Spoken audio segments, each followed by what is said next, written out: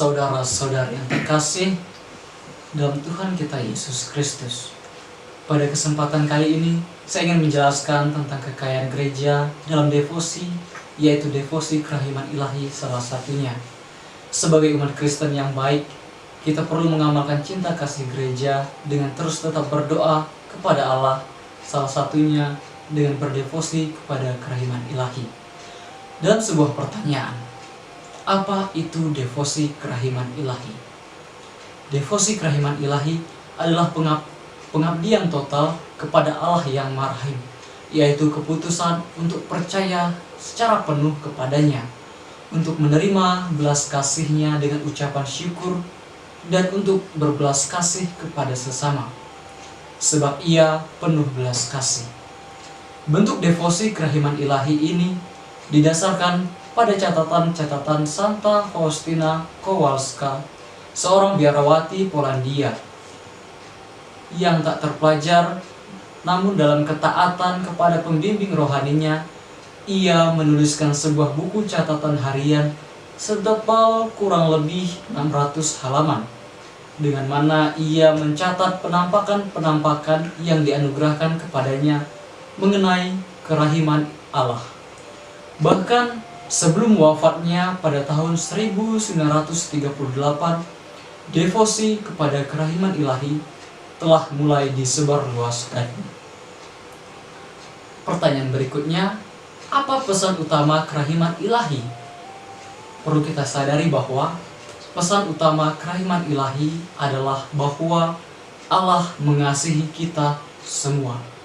Tidak peduli betapa berat dosa kita, Tuhan ingin kita tahu bahwa belas kasih-Nya jauh lebih besar daripada segala dosa-dosa kita.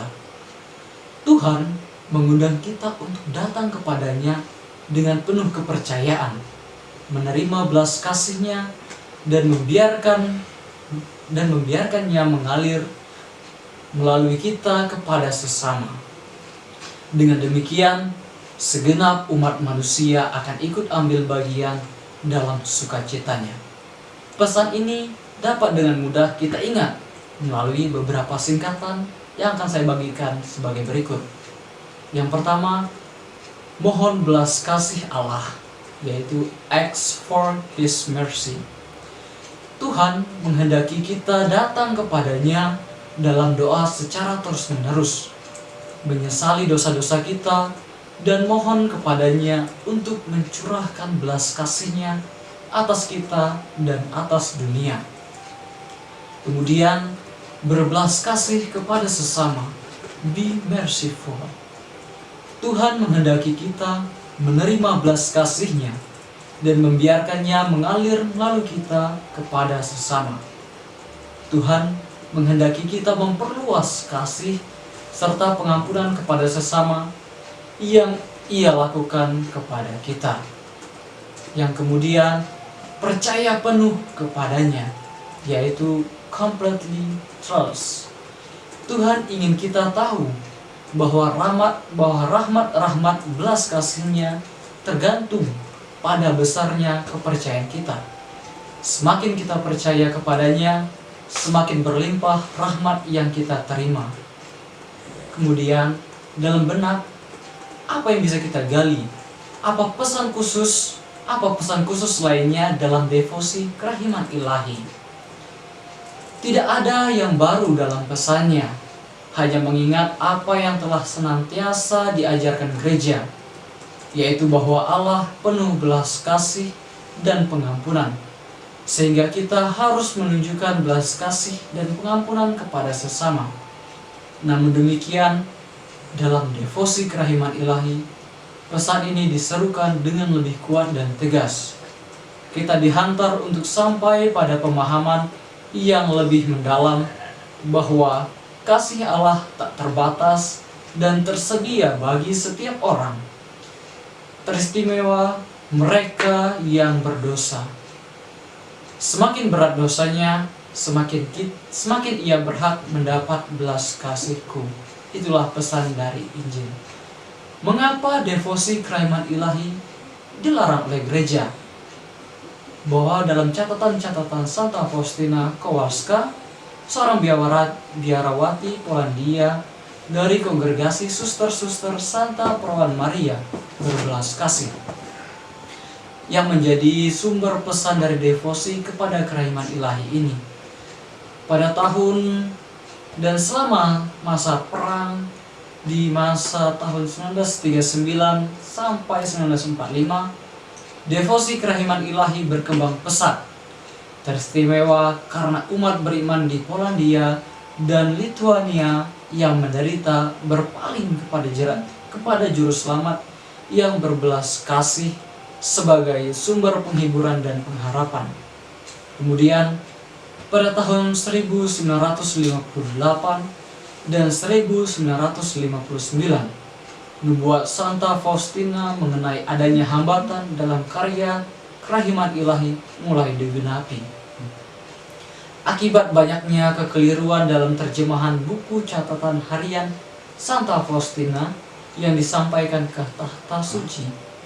Sementara situasi politik di Polandia selama dan sesudah masa perang menyulitkan gereja melakukan verifikasi atas keautentikan catatan-catatan Santa Faustina.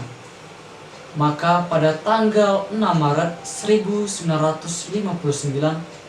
Vatikan mengeluarkan keputusan untuk melarang disebarluaskannya devosi kerahiman ilahi dalam bentuk seperti yang diajarkan dalam tulisan-tulisan Santa Faustina. Demikian catatan mengenai bagaimana proses devosi kepada kerahiman ilahi dilarang oleh gereja. Kemudian kita akan melihat bagaimana akhirnya devosi kepada kerahiman ilahi itu dicabut oleh gereja. Setelah 20 tahun kemudian, yaitu pada tahun 1978, larangan tersebut sepenuhnya dicabut. Terima kasih atas cabutan Uskup Agung Krakow yang kita kenal dengan Kardinal Karol Wojtyła. Melalui daya upaya beliau, suatu proses informatif sehubungan dengan kehidupan dan keutamaan Suster Santa Faustina dimulai pada tahun 1965.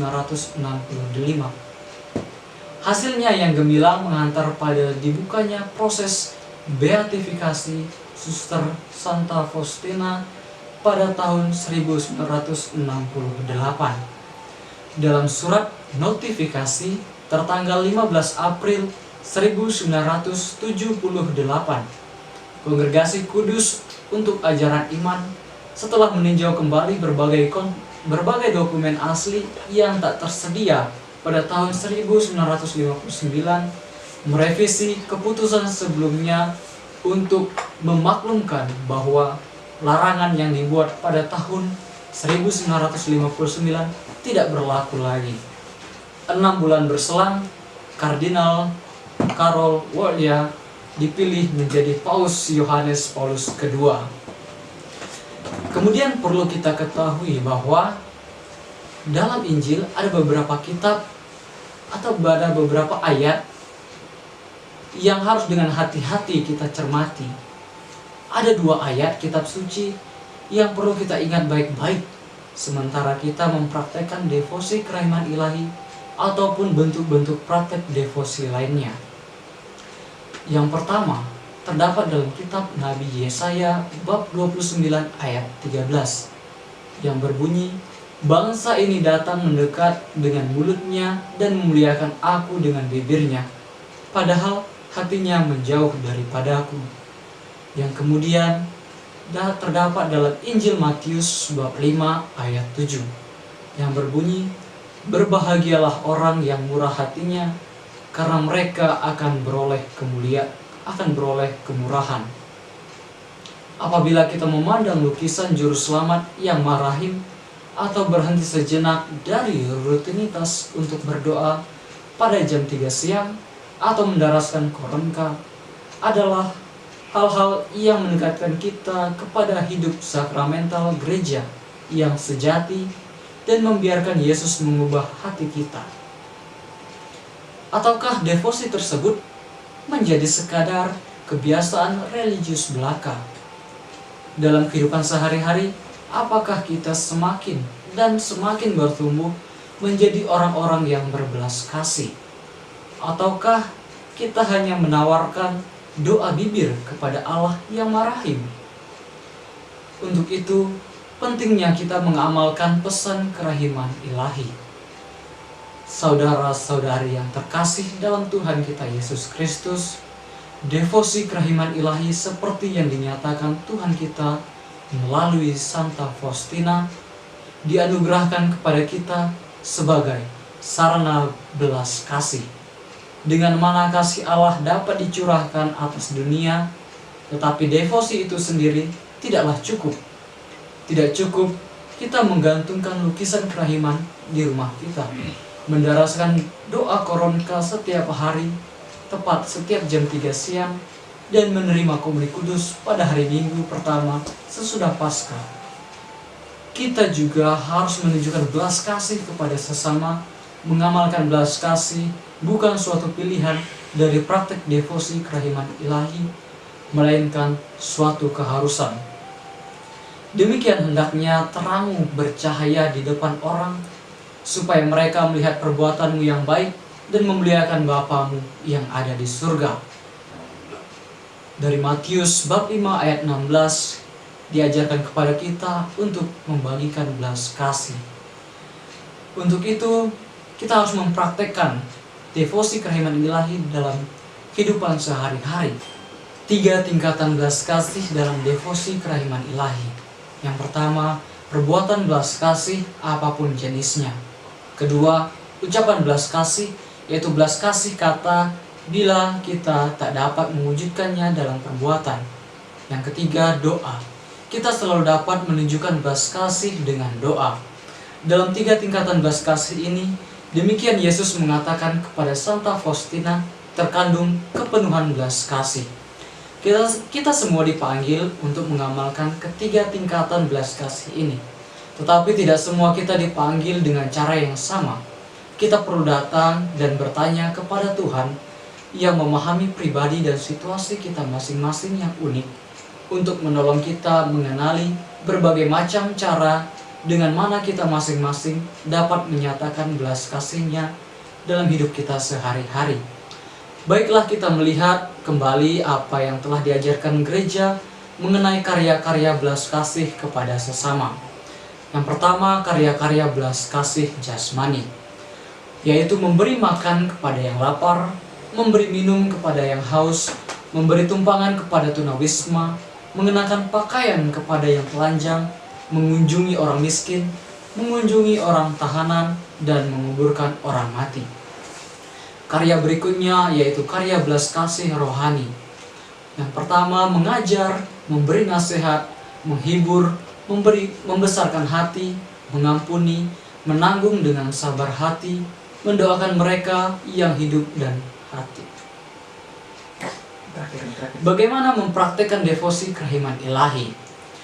Menghormati lukisan kerahiman ilahi, mendaraskan koronka kerahiman ilahi, merayakan hari Minggu kerahiman ilahi, mendoakan jam kerahiman ilahi, dan menyebarkan devosi kerahiman ilahi kepada sesama. Saudara-saudari yang terkasih, demikian yang dapat saya bagikan mengenai kekayaan gereja dalam devosi kerahiman ilahi. Semoga kita semua semakin dihantar kepada kekayaan gereja dan untuk mengamalkan kasih-Nya dengan memohon belas kasih Allah. Semoga Tuhan memberkati. Amin.